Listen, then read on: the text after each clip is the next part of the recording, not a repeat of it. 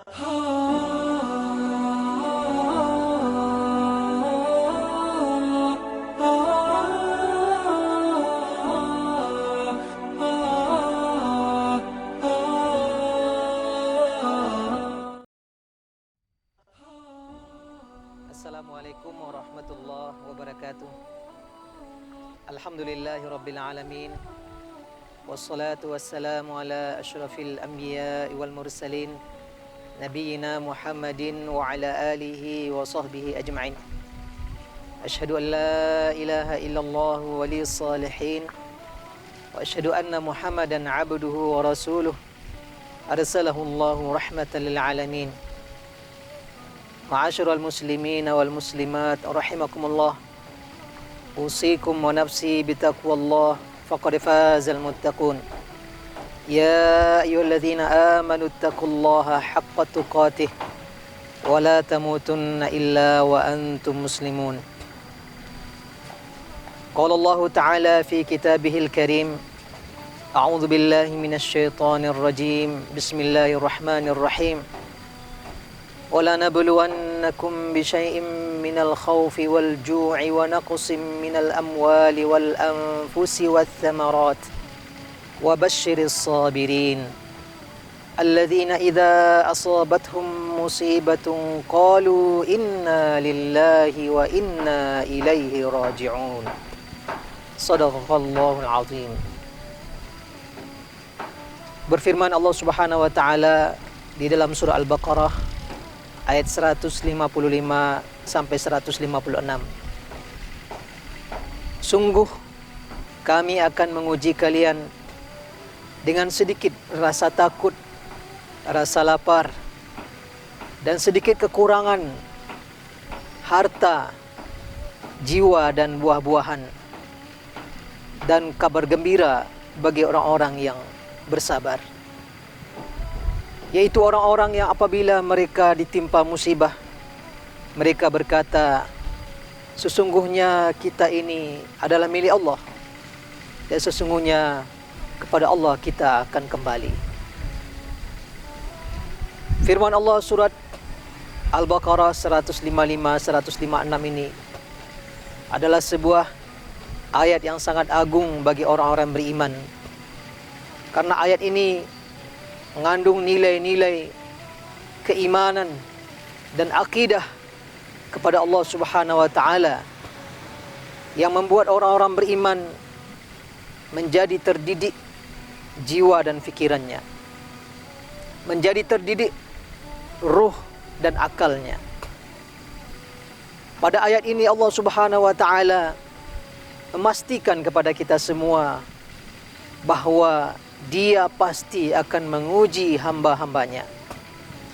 Ini adalah sunnatullah yang tak pernah berubah dan tak pernah bertukar, bahwa manusia berada di dunia ini pasti akan diuji oleh Allah Subhanahu wa taala, karena dunia ini adalah darul ibtila, tempat kita diuji, tempat kita berbuat beramal, baru kemudian di akhirat kelak akan ada darul jaza, tempat balasan atas segala amalan dan ujian yang kita lewati.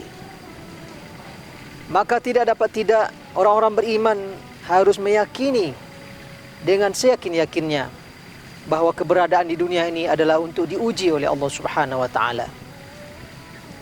Bahkan dalam ayat yang kita bacakan tadi, Allah malah bersumpah, wala nabluwannakum, sungguh kami akan menguji kalian.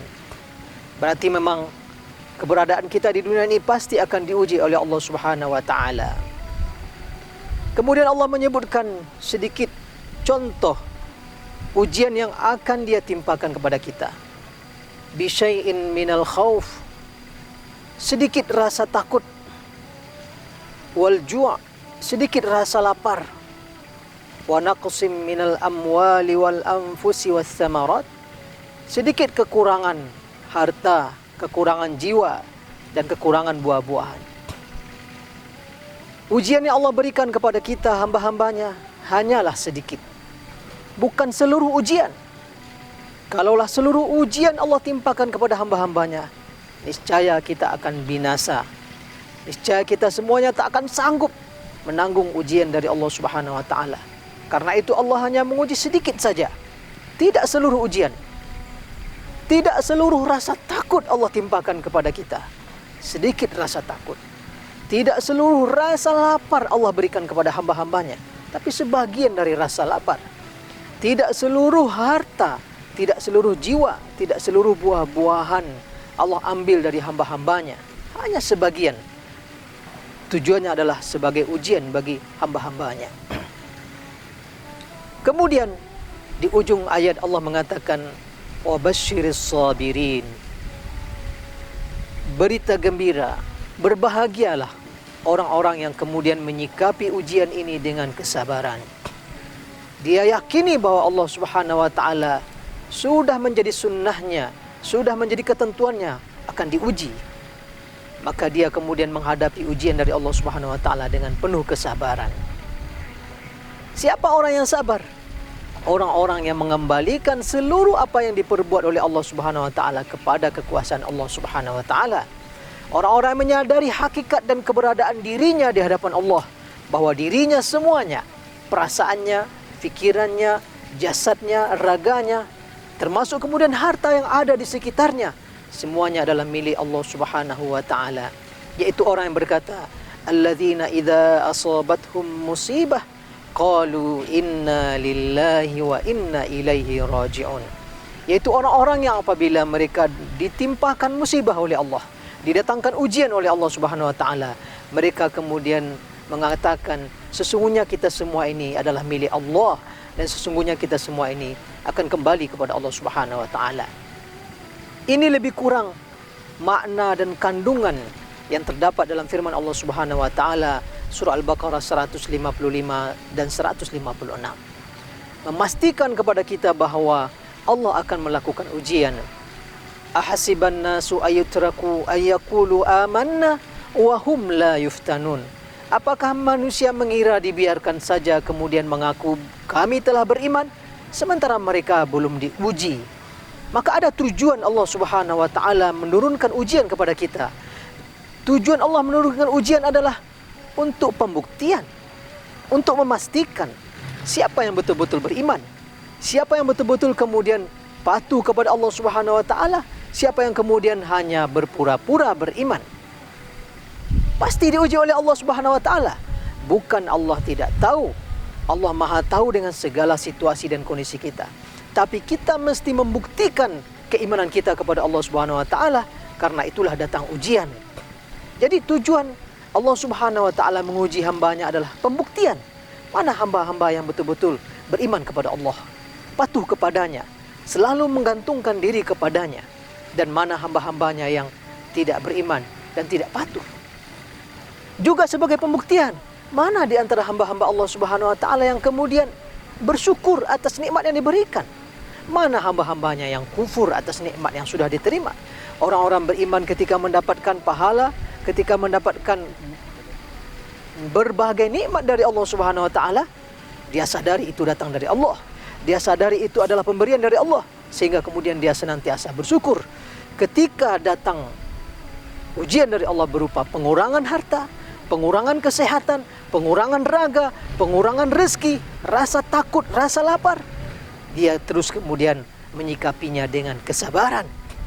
Maka ujian turun dari Allah Subhanahu wa taala untuk pembuktian, membuktikan keimanan, membuktikan rasa syukur, membuktikan kesabaran.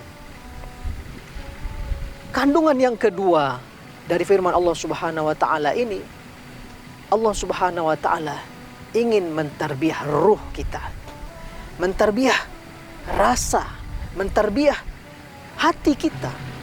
Bagaimana seorang hamba sensitif, bagaimana seorang hamba langsung merespon tentang keberadaan Allah Subhanahu wa taala yang maha kuasa. Dia berkuasa untuk melakukan apa saja, mengambil apa saja, dan juga memberi apa saja. Maka ketika datang ujian, baik ujian itu berupa keburukan seperti rasa sakit, rasa lapar, kekurangan harta, kekurangan buah-buahan, kekurangan aset, maka jiwa, hati seorang hamba langsung kemudian tersadar bahwa ini semua adalah kekuasaan Allah Subhanahu wa taala. lillahi ma akhadh wa lahu ma a'ta. Semua milik Allah yang dia ambil dan semua milik Allah yang dia beri. Tak ada milik manusia sama sekali. Ini kandungan yang kedua. Jiwa kita sedang diuji oleh Allah Subhanahu wa taala. Turunnya, datangnya musibah, wabah COVID-19 atau virus corona ini ujian dari Allah Subhanahu wa taala agar hati kita sensitif, agar jiwa kita tertarbiyah, kita kembali kepada Allah Subhanahu wa taala. Datang musibah ini kita merapat kepadanya, hati kita kemudian bergantung kepadanya. Ini tarbiyah dari Allah Subhanahu wa taala. Sesungguhnya orang-orang yang beriman, setiap kali datang ujian dari Allah Subhanahu wa taala, setiap kali datang bala dari Allah Subhanahu wa taala, bagi mereka ini adalah sebuah proses naik kelas. Dalam hadis yang sahih, Rasulullah sallallahu alaihi wasallam bersabda, "Idza ahabballahu 'abdan ibtalah." Apabila Allah mencintai seorang hamba, maka Allah mengujinya. Bagi orang beriman, datangnya wabah ini, datangnya musibah ini merupakan tanda cinta Allah kepadanya, tanda kasih Allah kepadanya, sehingga kemudian dia menimbulkan rasa optimis, rasa berbaik sangka kepada Allah Subhanahu wa taala. Kandungan yang ketiga dari firman Allah Subhanahu wa taala surah Al-Baqarah 155 sampai 156. Ini merupakan peluang bagi hamba-hamba Allah meraih surga. Peluang bagi hamba-hamba Allah meraih ridha Allah Subhanahu wa taala. Setelah ujian akan ada balasan. Wa basyiris sabirin. Kabar gembira untuk orang-orang yang bersabar. Hadiah dari Allah Subhanahu wa taala untuk orang-orang yang bersabar menghadapi ujian ini. Tidak berkeluh kesah, tidak mencela, tidak mengupat dan sebagainya. Justru dia kembalikan kepada Allah Subhanahu wa taala. Di balik musibah dan ujian ini, dia berharap mendapatkan keridhaan dari Allah Subhanahu wa taala. Dalam sebuah hadis yang diriwayatkan Imam Tirmizi dalam sunannya dari Abu Sinan, ketika dia anaknya wafat dan dia baru saja menyelesaikan penguburan anaknya, ada seorang sahabat yang duduk di sampingnya. Ketika mereka sudah akan berjalan, dia pegang tangan Abu Sinan. "Wahai saudaraku, bergembiralah. Aku mendengar riwayat dari Abu Musa al-Asy'ari ketika dia berkata bahwa Rasulullah sallallahu alaihi wasallam bersabda, "Idza mata waladu 'abdin, qala Allahu li malaikatihi, qabattum walada 'abdi." Fayaquluna, "Na'am." Faqala, "Qabattum samarata fuadih." Fayaquluna, "Na'am." Qala famadha qala 'abdi? Fayaquluna hamidaka wastarja'. Faqala ubnu li 'abdi baitan fil jannah wa sammuhu baital hamdi. Atau kama qala Rasulullah sallallahu alaihi wasallam. Abu Musa al-Asy'ari mengatakan bahwa Rasulullah sallallahu alaihi wasallam bersabda, apabila anak seorang hamba meninggal dunia, maka Allah berkata kepada para malaikatnya, "Kalian telah cabut nyawa anak hambaku." Maka para malaikat menjawab, "Iya ya Allah." Lalu Allah berkata, "Kalian telah cabut buah hatinya." Maka para malaikat menjawab, "Betul ya Allah." Lalu Allah berkata, "Apa yang dikatakan oleh hambaku yang anaknya telah wafat?" Maka malaikat menjawab, "Dia memujimu ya Allah, dan dia mengucapkan inna lillahi wa inna ilaihi raji'un." Lalu Allah Subhanahu wa taala mengomentari, "Kalau begitu, bangunkan untuk hambaku itu rumah di surga dan beri nama rumah itu Baitul Hamdi, rumah pujian."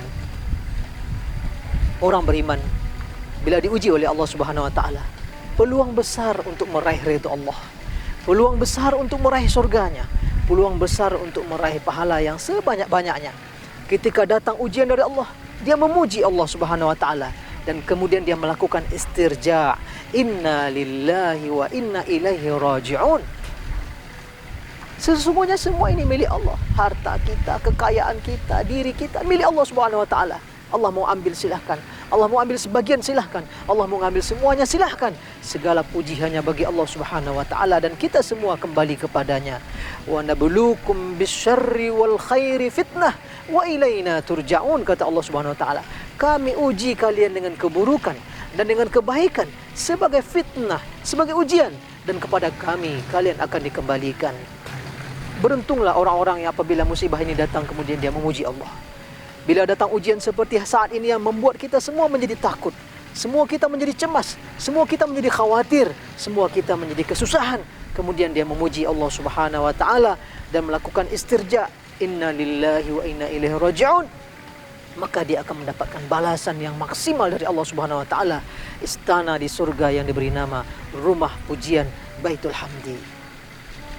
Dalam hadis yang diriwayatkan oleh Imam Muslim dalam sahihnya, Rasulullah SAW pernah mengabarkan apabila seorang hamba mendapatkan ujian atau musibah, lalu kemudian dia mengatakan apa yang diperintahkan oleh Allah Subhanahu wa taala, mengatakan inna lillahi wa inna ilaihi raji'un, Allahumma ajirni fi musibati wa akhlif li khairan minha.